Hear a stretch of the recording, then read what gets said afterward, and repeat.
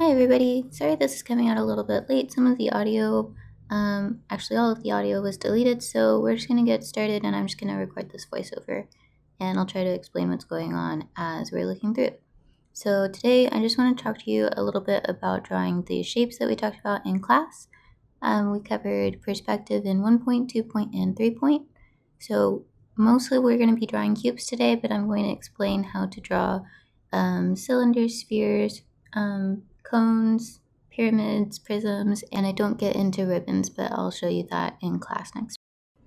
Alright, so first thing I'm going to do is start with my horizon line and my vanishing points. So I'm drawing a straight line. If you're working in Photoshop, you can hold shift as you drag a line across, either vertically or horizontally. And then in 1 point perspective, we'll have one vanishing point. So I'm going to label those horizon line and vanishing point, HL and VP. So here you're going to see me setting up my drawing assist, which is basically letting Procreate lock to horizontal and vertical lines. Like I said in Photoshop, you would just start with holding shift. So for our boxes, I want to draw out a cube somewhere above, somewhere below, and somewhere on the horizon line just to test them out, just to show you guys. And I want to describe something really quick. So I've drawn out my boxes. I have my x-axes all going perfectly horizontally. I'm going to label those with red. It'll take me a second. And then all of my y's are going to be perfectly vertical. They're locked to the vertical. That's because we're working in 1 point perspective. So they're not converging to any vanishing point. The only lines that are converging to the vanishing point are these diagonal lines, the z-axis. So those diagonals will always point to that one vanishing point. Alright, so the next thing I'm going to do is start my kind of compass for you guys. I just want to show you in 1 point perspective, this will always be the case. X's and Y's are going to be 90-degree angles. C's are always going to go to the horizon line. So Y's are always perpendicular to the horizon line. X's are always parallel with the horizon line if they're laying flat on the ground. If they're tilted or something, that's different. We'll talk about that maybe next week. But I just want to go through and relabel my edges. That way they're consistent with the blue, red, green. Alright, so now that I've got my little gizmo in the corner set up, I'm going to start drawing in my vanishing points, or my diagonals. All of these are going to connect to the vanishing point, and I'm connecting from the vanishing point to the corners of my box. This is what's going to start that cube. It's going to take it from a 2D flat surface to a 3D object that feels like it's sitting in space with these other boxes. That's the best thing about perspective, is that it gives you the sense that all of these things are consistently in the same universe as each other. They're not following different perspectives. If you were to draw a second horizon line and a different vanishing point somewhere, it would feel off. It would feel like a different drawing. So you can see how I've connected all of the corners of my boxes. The next thing I need to do is choose how deep I want these to be, so where I'm going to cut them off at. So I'm going to make a horizontal line to decide this is where I want my box to reach to. And then all I need to do is use blue to connect those up to those top corner lines that connect it to the vanishing point. You'll see that in a moment. So I've decided how deep I want all of these boxes to be. And now I'm connecting those corners up to those lines that we drew connecting to the vanishing point. And the nice thing about cubes is those lines should just connect automatically. So we can just draw straight lines. Since we're in 1 point perspective, it's even better. And then all we have to do after that is clean up our work. So we're going to add a new layer. I'm going to lower the opacity of my sketch lines, of my lines that are connecting to the vanishing point, and then I'm going to go in with a darker color and draw in the box that I drew over top of the lines that I made earlier.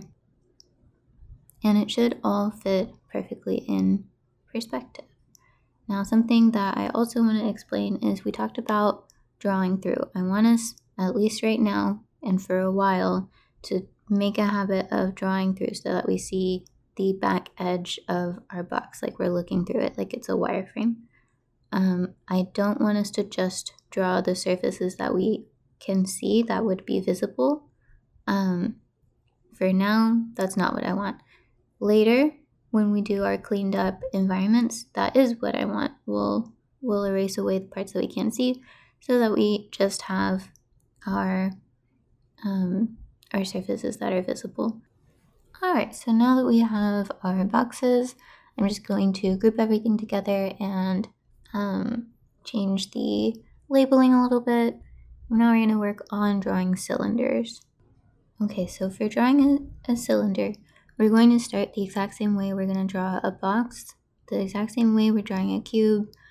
I'm going to make it a little bit taller than the horizon. Now I'm going to turn off my opacity, add a new layer, and switch to a lighter color. And then for this, we're going to start by finding the center point of the base of the box. So what I'm going to do is draw an X through each of the corners on the base. So we know where they cross is going to be the center point at the bottom. And then if you repeat the process on the top, that center point is where they cross on the top. Now that we have the center points, we can draw a line from the vanishing point to the edge through that center line. We can do that again on the bottom. And then we're going to draw horizontally through that X to complete that kind of snowflake shape.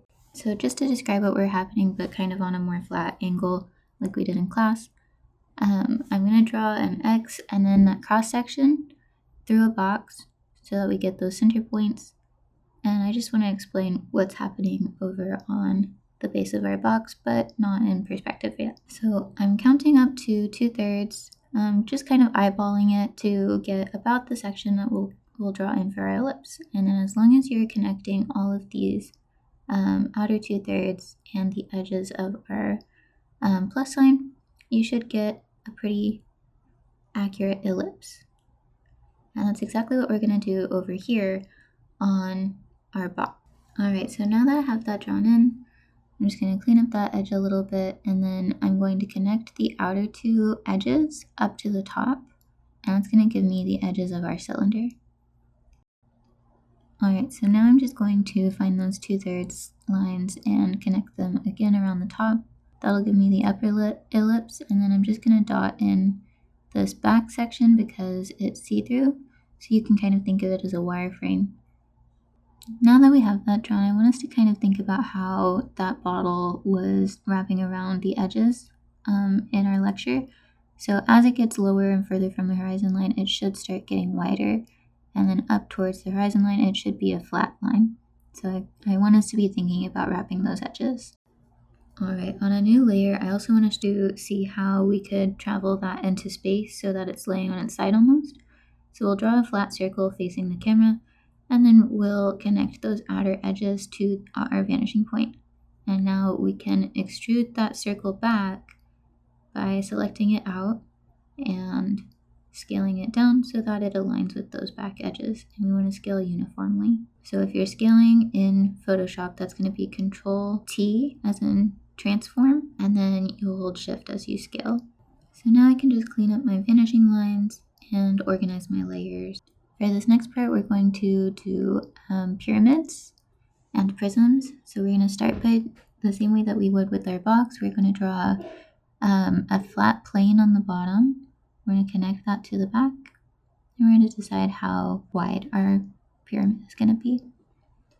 After that, we're going to draw an X through the corners. That's going to give us the center point, and we can decide how tall we want our pyramid to be by drawing a line straight up from that center line. Afterwards, all we have to do is connect the top of that pyramid to the outer corners, and don't forget to draw through your shape.